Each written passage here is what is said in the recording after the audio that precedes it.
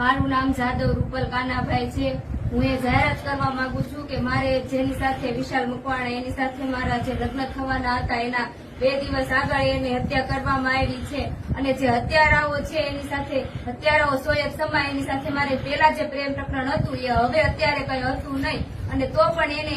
મારી નાખવામાં આવ્યો છે અને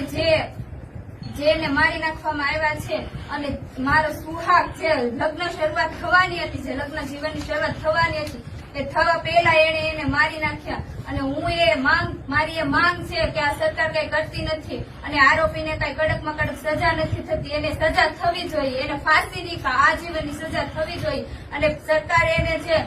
એના મોઢા છુપાવી રહી છે એને પબ્લિક સામે લાવવી જોઈએ અને જો એનામાં હિંમત ન હોય તો હું એને સામે લાવી